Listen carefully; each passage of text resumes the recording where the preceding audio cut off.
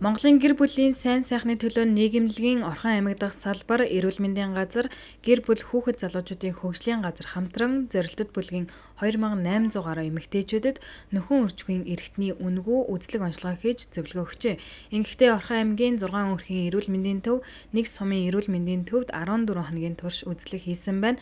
Өдөрт давхарцсан тоогоор 200 гаруй эмэгтэйчүүдэд эрүүл мэндийн боловсрол олгох, бэлгийн замын халдвар төвчнөөс урьдчилан сэргийлэх үзлэг онцлогоо хийжээ.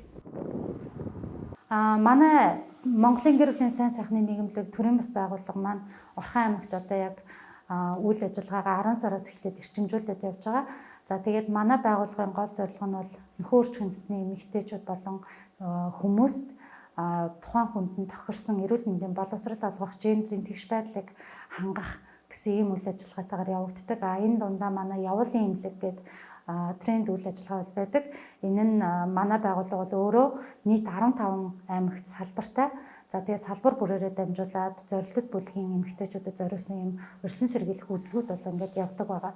За зорилттой бүлгийг яагаад сонгож авч үзэж байгаа гэхээр бид нар төдийлөн эмнэлэгт одоо ингээд өөрөө хүсээд очиж хандаж чадахгүй байгаа эмэгтэйчүүдийг яг өрхийн эрүүл мэндийн төв дээр нь мэрэгжлийн нарийн мэрэгжлийн эмчид үзүүлэх зорилготойгоор бол явж байгаа.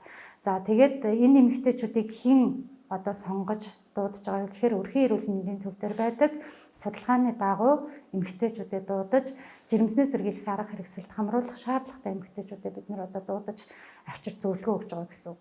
За энэ дээрээс нэмэгдээд юу явж байгаа гэхээр бид нар гэр бүл хүүхэд залуучуудын хөгжлийн газар дээр алхам алхмаар гэдэг хөтөлбөр бол хэрэгжиж байгаа.